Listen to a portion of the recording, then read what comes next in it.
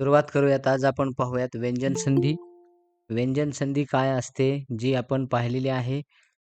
स्वर संधी. स्वरांची ज्यावेळेला 2 शब्द असतात आणि हे 2 शब्दाचा संयोग होतो. पहिल्या शब्दाचं शेवटचं अक्षर आणि दुसऱ्या शब्दाचं पहिलं अक्षर. हे देखील जेव्हा स्वर असतात दोन्ही सुद्धा, म्हणजे पहिल्या शब्दाच्या शेवटच्या अक्षरामध्ये ते स्वर लपलेला असतो आणि दुसऱ्या शब्दातील जे पहिलं अक्षर असतं, त्या ठिकाणी स्वर हा स्पष्ट दिसत असतो. तर अशा वेळेला ज्यावेळेला ती संधी होत असते, ती आपण पाहिलेली आहे, ती म्हणजे स्वर संधी. मग इथं वेगवेगळे नियम आपण त्याचे दिलेले आहेत आणि त्या नियमाप्रमाणे आपण संधी पाहिलेली आहे. आज आपण पाहणार आहोत व्यंजन संधी आणि व्यंजन संधीमध्ये आपल्याला समजलं पाहिजे, की आता जशी स्वर संधी असते, तशा पद्धतीनंच व्यंजनांची सुद्धा संधी आपल्याला पाहायला मिळेल. बघूयात मग या ठिकाणी.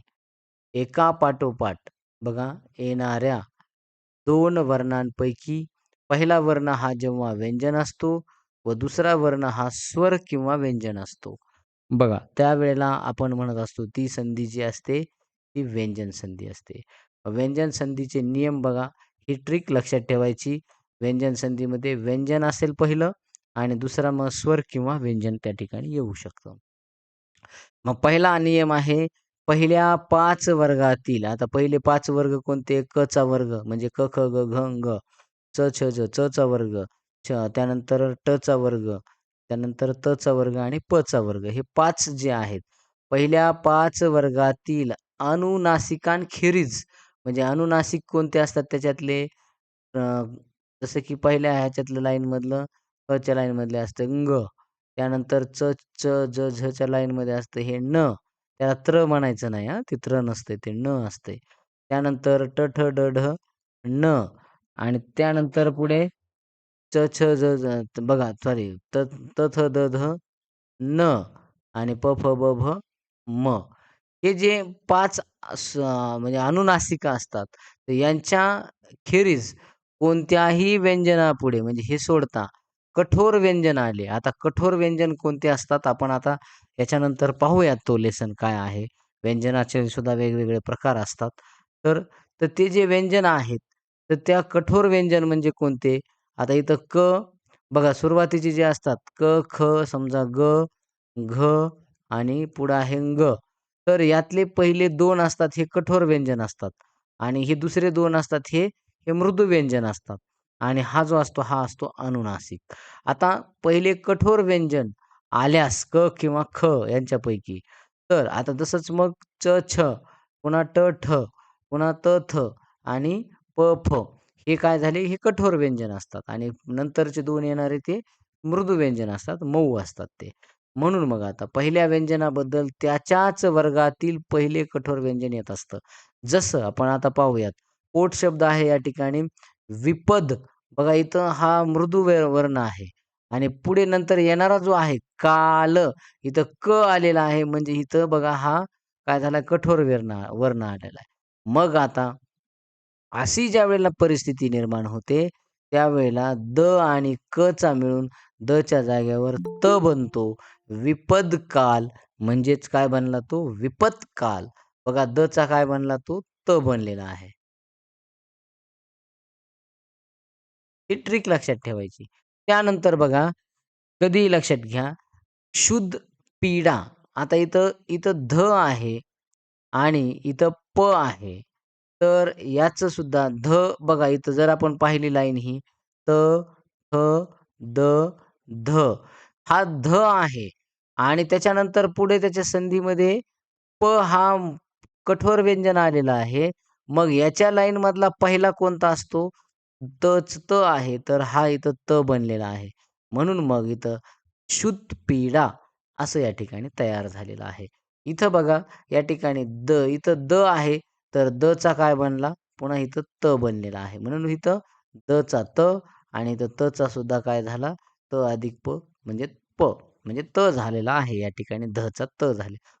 हे झालेलं आहे. तच झालेला आहे. बघा त्यानंतर नियम नंबर 2. पहिल्या 5 वर्गातील अनुनासिकाखेरीज कोणत्याही व्यंजनापुढे स्वर किंवा मृदू व्यंजन आल्यास पहिल्या व्यंजनाबद्दल त्याच्याच वर्गातील तिसरे व्यंजन येते. बघा, आता या ठिकाणी आपल्याला सांगता येतं, की पहिल्या 5 वर्गातील जे अनुनासिकाखेरीज म्हणजे अनुनासिक सोडता कोणतंही व्यंजनापुढे स्वर किंवा मृदू व्यंजन आलं. आता तिसरं आणि चौथं व्यंजन हां, बघा.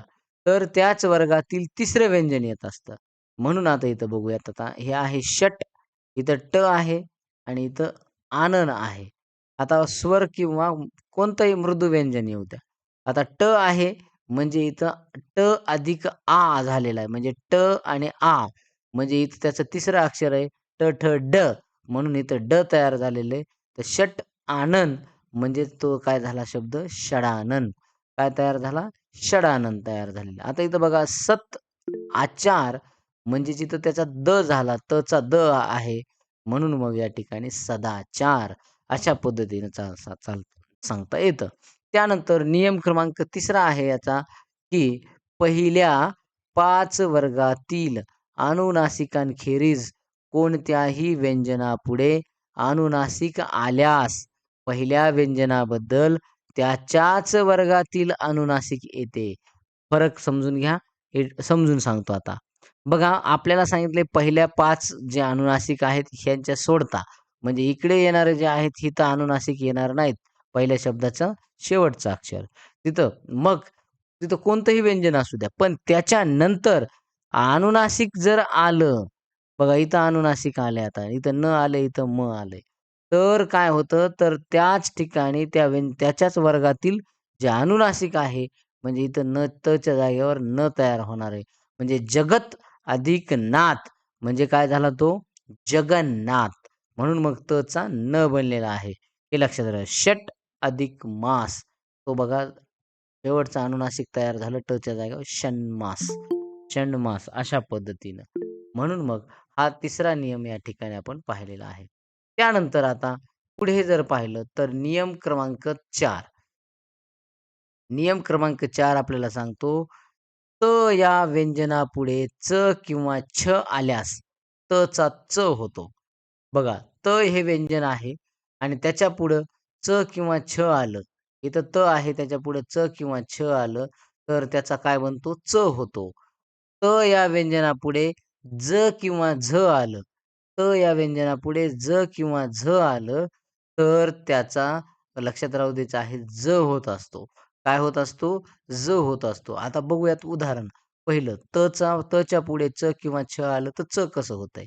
सत सत अधिक चरित्र म्हणजे सत तच्या जागेवर बघा इथं तच्या नंतर च आलेला आहे म्हणजे सत तर त्याचं काय बनलं? च बनलं म्हणजे सच्चरित्र. च च लागलं. आता इथं तच्या नंतर ज किंवा झ आलं म्हणजे इथं ज आलेलं आहे.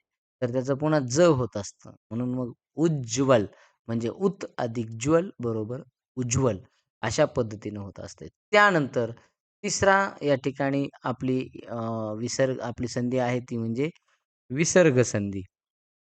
तर आपण आज व्यंजन संधी या ठिकाणी पाहिलेली आहे. तर 3री जी संधी आहे ती आपण काय करू 3री आणि जी म्हणजे थोडक्यात विसर्ग संधी आणि पररूप आणि जी आपण काल या ठिकाणी पाहिलेली आहे पूर्वरूप सांगितलेली आहे. तर या दोन्ही संध्या आपण काय करूयात उद्याच्या तासामध्ये पाहूयात. आज आपण काय करायचंय एवढंच लक्षात घ्यायचं एवढेच व्यंजन संधीचे नियम पाठ करायचे आहेत. नियम किती आहेत? 4च नियम आहेत. पण कसे आहेत थोडेसे अवघड आहेत. जरा थोडंसं बारकाईनं लक्ष दिलं तर होतंय. म्हणून मग आता काय करायचं? यासाठी हे व्यंजन संधी व्यवस्थित गुड हँडरायटिंगमध्ये लिहून काढायची आणि हे व्यवस्थित ठेवायचं आहे. याचे नोट्स तयार करत चला मित्रांनो. लक्षात घ्यायचं आहे. म्हणून मग आता आपण काय करायचंय? आज व्यंजन संधी परत एकदा सांगतो व्यंजन संधी ही 2 वर्ण असतात. 2 म्हणजे थोडक्यात 2 शब्द असतात. 2 शब्दांचं एकच शब्द तयार होतो. पहिल्या शब्दाचं शेवटचं अक्षर आणि दुसऱ्या शब्दाचं पहिलं अक्षर. परत एकदा सांगतोय पहिल्या शब्दाचं शेवटचं अक्षर, दुसऱ्या शब्दाचं पहिलं अक्षर हे ज्यावेळेला एकत्र येऊन 2 शब्दांचा मिळून एकच नवीन शब्द तयार होत असेल, तर ती संधी असते. आता स्वर संधीमध्ये सांगितलं, की दोन्ही ठिकाणी पहिला आणि दुसरा स्वर असतो. म्हणजे इकडचाही स्वर, पहिल्या शब्दाचं शेवटचं अक्षर स्वर, दुसऱ्या शब्दाचं पहिलं अक्षर स्वर, हे त्यावेळेला ती स्वर संधी होते. परंतु व्यंजन संधी कशी असते, पहिल्या शब्दाचं शेवटचं अक्षर व्यंजन आणि दुसऱ्या शब्दाचं पहिलं अक्षर हे स्वर किंवा व्यंजन, दोन्हीपैकी काही सुद्धा येऊ शकतं. म्हणून मग आपल्याला पुढे सांगता येईल, तर या ठिकाणी उदाहरणं दिलेली आहेत. बघा, पहिलं अनुनासिक काय आहेत, कशा पद्धतीने आहेत, हे तुम्हाला मी परत पुढच्या लेसनमध्ये सांगणार आहे. की हा आता उद्या आपला संपत आहे. त्याचं संपेल उद्या आणि मग परवा आपण काय करू, याच्यावरती टेस्ट बी घेऊ आणि मग पुढचा लेसन आपण वर्णमाला आपण शिकणार आहोत. तर ती वर्णमाला व्यवस्थितरित्या आपल्याला आली पाहिजे. चला, त्यानंतर मग पुढे आपण आता काय करायचंय, तुम्ही हे व्यवस्थितरित्या लिहून घ्यायचंय, हे नियम वाचायचेत आणि नियम वाचून आत्ता जे सांगितले त्याच पद्धतीने आहे, काही बदल नाही. काल PDF तुम्हाला शेअर केलेली आहे. तिच्यातून व्यवस्थितरित्या उतरून घ्यायचंय आणि पाठ करायचंय. तर या ठिकाणी आपण थांबूयात. व्यंजन संधी आपण आज पाहिलेली आहे. उद्या विसर्ग संधी, पूर्वरूप संधी आणि पररूप संधी, या तीनही संधी आपण उद्या, म्हणजे पूर्वरूप आणि पररूप ही छोटा भाग आहे. विसर्ग संधी आहे तो आपण, हे दोन्ही भाग उद्या छोटेच असणार आहेत. ते आपण उद्याच्या तासात पाहूयात. तर या ठिकाणी थांबूयात आपण. Thank you so much. मग समजून घ्या. काही अडचण आहे का आज शिकवलेल्यामध्ये कोणाला? नो.